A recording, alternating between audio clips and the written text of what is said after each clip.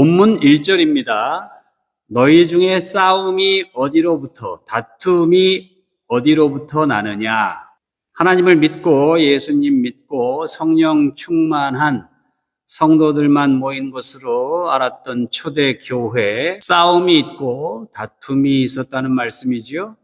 왜 그토록 문제가 많고 다툼이 많았을까? 초대 교회나 이 시대 우리들의 교회나 거짓 교사들이 있어서 대중의 욕망과 허영을 자극하기 위해 하나님의 말씀을 왜곡하고, 또 성도들은 아집과 편견에 사로잡혀 믿어야 할 것을 믿는 것이 아니라 자기가 믿고 싶은 것을 믿으니 자연히 교회의 문제와 다툼과 갈등이 생길 수밖에 없는 것입니다. 초대 교회 시절 예루살렘 공의회 의장이었던 야고보 장로는 그 누구보다도 교회에서 벌어지는 다툼과 분쟁에 깊이 관여했어요. 그 분쟁들을 해결하느라 동분서주하면서 고민했던 분입니다. 야고보 장로가 분석한 교회 분쟁의 원인에 대해서 다음과 같이 묵상해 보시겠습니다. 첫 번째, 인간의 정욕 때문입니다. 1절 후반부 말씀이지요. 너희 지체 중에서 싸우는 정욕으로부터 나는 것이 아니냐. 너희는 욕심을 내어도 얻지 못하여 살인하며 시기하여도 능히 취하지 못함으로 다투고 싸우는도다. 너희가 얻지 못함은 구하지 아니하기 때문이요 구하여도 받지 못함은 정욕으로 쓰려고 잘못 구하기 때문이라. 교회 내에 다툼이 생기고 분쟁이 벌어진다면 그것은 누군가의 정욕, 욕심 때문이라는 거예요. 돈에 대한 욕심, 돋보이고 싶은 명예에 대한 욕심, 직분에 대한 욕심, 한마디로 각종 은사에 대한 욕망 때문입니다. 남이 가진 은사에 대한 욕심, 그것 때문에 경쟁심이 생기고, 은사를 못 받은 사람은 은사를 받은 사람을 시기하고, 그 때문에 자존심이 상하고 기분 나쁘고 원망하게 되고, 결국은 갈등이 일어나 마침내 큰 분쟁으로 번진다는 거예요. 그런데 여러분, 은사란 하나님께서 주시는 거잖아요. 우리가 욕심을 부린다고 얻을 수 있는 게 아닙니다. 하나님께서 당신의 은혜 가운데 각자의 믿음의 분량대로 나누어 주시는 겁니다. 그런데 사람들은 하나님 주시는 은사를 내가 소유하고 독점하고 내 맘대로 하려는 욕심이 있어요. 교인이 많아지고 헌금이 늘어나면 부동산 업종에 일하는 장로는 땅을 사자고 하고, 건축업 하는 장로는 교육관, 선교관 짓자고 하고, 투자업에 종사하는 장로는 펀드에 가입하자고 하고, 조카가 신학교 졸업반에 있는 장로는 교회 척하자고 하고. 여러분, 나쁜 것에 대한 욕심만 욕심이 아닙니다. 좋은 것에 대한 욕심도 정욕이에요. 거기서 갈등이 생기고 분쟁이 생깁니다. 야고보는 교회에서 분쟁을 일으키는 이 인간의 욕망에 대하여 간파하고 있었던 거예요. 그래서 갑자기 간음한 여인에 관한 말씀을 하십니다. 4절 5절 말씀이지요. 간음한 여인들아, 세상과 벗된 것이 하나님과 원수됨을 알지 못하느냐. 누구든지 세상과 벗이 되고자 하는 자는 스스로 하나님과 원수되는 것이니라. 유대인들에게 간음한 여인은 세상의 정욕과 욕망 때문에 하나님의 계명을 저버렸던 이스라엘 백성들을 상징합니다. 초대 교회들을 향해서 야고보는 분쟁에 휩싸인 교회를 세속적인 욕망 때문에 하나님의 뜻을 저버린 타락한 이스라엘 공동체에 비유하고 있는 거예요. 그런데 이 이스라엘 공동체가 언제 하나님의 뜻을 저버리고 우상을 숭배했지요? 모세가 십계명을 받기 위해 시내산에 올라갔을 때, 자신들이 정욕으로 달라는 것을 하나님께서 직접 빨리 자기들을 위해 주지 않으셨을 때, 우상 숭배란 한마디로 자기 자신의 욕망과 이익과 편리를 추구하기 위해 하나님의 뜻을 저버리는 행위입니다. 사사시대 이스라엘 민족은 가나안 족속들이 섬기는 우상을 만들어 숭배했지요. 그 우상이 다산과 풍요, 승리를 가져다 준다 하니 자신들의 이익을 위해 하나님의 뜻을 저버렸습니다. 아합 시대에 바알과 아세라, 아스다로 신상을 만들어 숭배했지요. 전쟁에서의 승리와 풍년, 다산을 보장하는 우상들을 앞세워 하나님의 뜻을 저버렸지요. 교회가 자신들의 기득권과 이익과 편리함을 위해 세속적인 가치를 추구하며 우상을 숭배할 때 성도들은 각자의 정욕에 편승해서 말하고 행동하게 되고 결국 교회는 갈등과 분쟁에 휩싸일 수밖에 없는 것입니다. 내 이익이나 편리가 아닌 하나님의 뜻을 좇으심으로 갈등과 분쟁을 예방하고 혹시 갈등과 분쟁이 발생하더라도 잘 해결하실 수 있는 그런 건강한 교회 공동체를 만들어 가시기를 주님의 이름으로 축원합니다. 두 번째, 인간의 교만 때문입니다. 인간의 정욕이 좀 더 편하고 좀 더 많은 이익을 추구하려는 육체적이고 감각적인 죄라면 교만은 그런 정욕을 그럴싸하게 덮고 위장하려는 정신적이고 영적인 죄라고 할 수 있어요. 그런 의미에서 교만은 어떤 의미에서 정욕보다 더 심각한 죄입니다. 예를 들어서 남보다 더 좋은 것 먹고 좋은 집에 살고 더 좋은 차를 몰고 더 편안하고 여유로운 생활을 하고 싶은 욕망은 어떤 의미에서는 순진하고 자연스러운 거예요.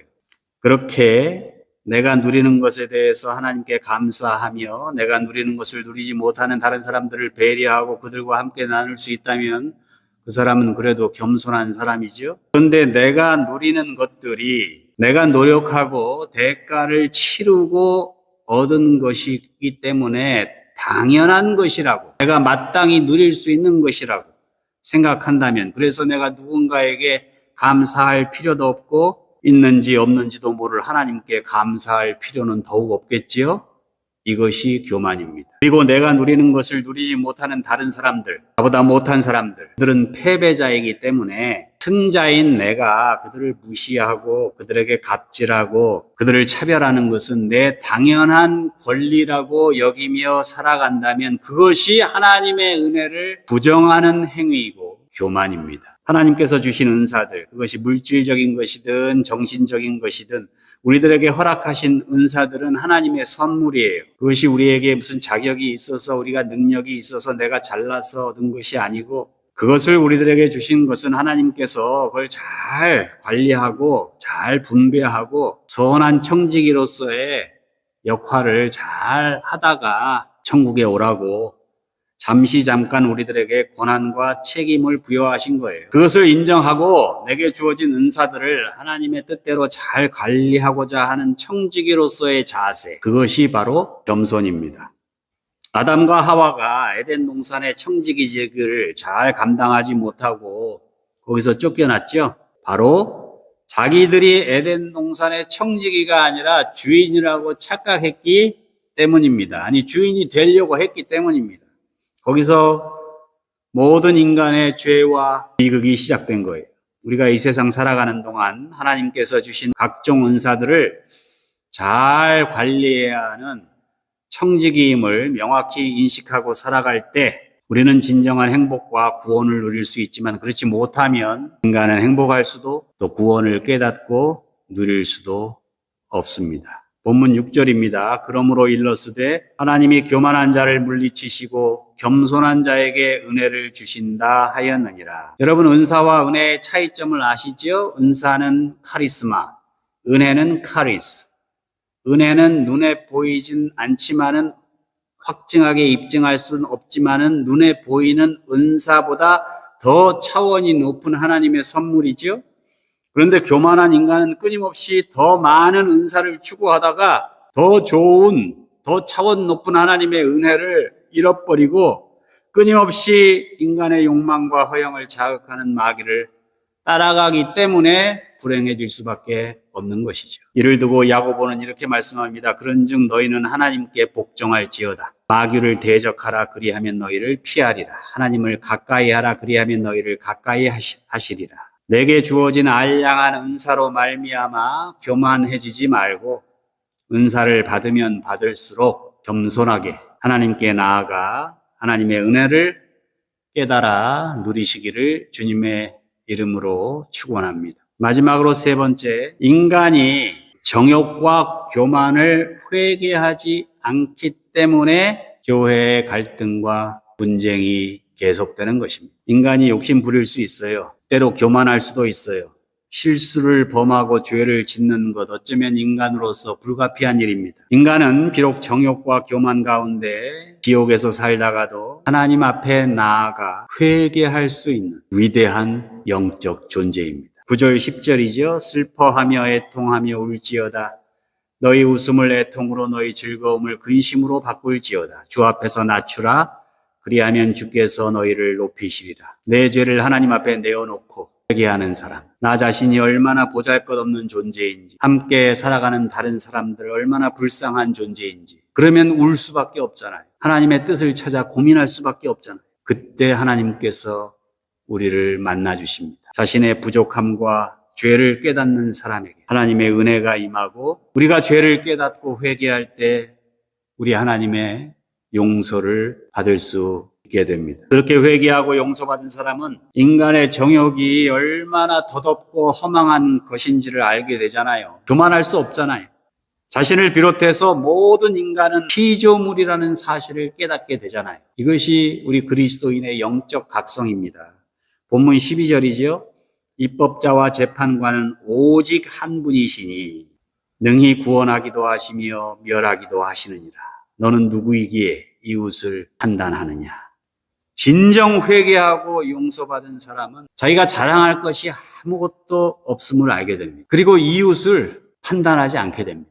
13절 말씀부터 이렇게 말씀하지요. 들으라, 너희 중에 말하기를 오늘이나 내일이나 우리가 어떤 도시에 가서 거기서 1년을 머물며 장사하여 이익을 보리라 하는 자들아, 내일 일을 너희가 알지 못하는도다. 너희 생명이 무엇이냐. 너희는 잠깐 보이다가 없어지는 안개니. 이제도 너희가 허탄한 자랑을 하니 그러한 자랑은 다 악한 것이라. 진정 회개하고 용서받은 사람은 자랑하지 않습니다. 그저 회개할 뿐이에요. 하나님의 은혜를 사모할 뿐입니다. 개인적인 회개에서 그치는 게 아니에요. 내 가정, 내 교회, 더 나아가 이 인류 공동체 전체, 그리고 이 역사 가운데 인간의 정욕과 교만으로 인해 벌어졌던 일들까지 다 회개할 수 있게 됩니다. 영적으로 성숙한 사람은 자신이 마땅히 행해야 할 선을 행하지 못한 것마저도 회개합니다. 굳이 내가 지은 죄가 아니에요. 이름을 알지도 못하는 사람들, 내가 살지도 않은 시간과 공간 속에서 내가 지은 죄까지 찾아서 회개할 수 있는, 이것이 그리스도인의 역사적 책임입니다. 진정한 그리스도인은 자신은 물론 가정과 교회와 인류 전체와 역사를 향하여 그리스도인으로서 마땅히 해야 할 일을 하지 못한 데 대해서 가슴 아프게 생각하고 애통해하면서 책임지려고 하는 사람입니다. 그런 그리스도인의 마음을 야고보는 이렇게 말씀하지요. 그러므로 사람이 선을 행할 줄 알고도 행하지 아니하면 죄인이라. 이 말씀은 사소한 일까지 다 책임지고 죄책감에 사로잡혀 살라는 말씀이 아니에요. 이 세상에서 함께 살아가는 사람들이 어쩔 수 없이 지을 수밖에 없는 죄를 하나님께서 내게 주신 은혜와 은사로 최대한 예방하고 해결하려고 노력하고 도와주어야 한다는 말씀입니다. 우리가 매일 듣는 각종 재난과 사고의 소식들, 그것이 기후 변화에 의한 것이라면 나부터 일상생활에서 탄소 과다 배출을 줄이기 위해 노력하고, 그것이 미비한 정책과 법안 때문이라면 열심히 선거와 투표에 참여하고, 또 교회에 불만스러운 것이 있다면 그 문제의 해결의 열쇠가 다른 사람이 아니라 바로 나 자신에게 있음을 깨닫고 작은 일에서부터 내가 참여하고 실천하는 겁니다. 왜냐하면 내가 행할 수 있었던 선을 행하지 않은 것이 큰 불행과 저주의 시작일 수도 있기 때문에 정욕을 채우기 위해 우상 앞에 엎드려 절하며 살지는 마시기 바랍니다. 교만을 버리고 하나님 앞에 겸손하시기 바랍니다. 때로 정욕 때문에 실수하고 교만 때문에 죄를 지었더라도 속히 회개하시기 바랍니다. 그리하여 교회의 갈등과 분쟁을 피하고 나 자신은 물론 가정과 이웃과 온 인류의 허물과 죄에 대하여도 책임질 수 있는 성숙한 그리스도인으로 살아가시기를 우리 주님의 이름으로 축원합니다.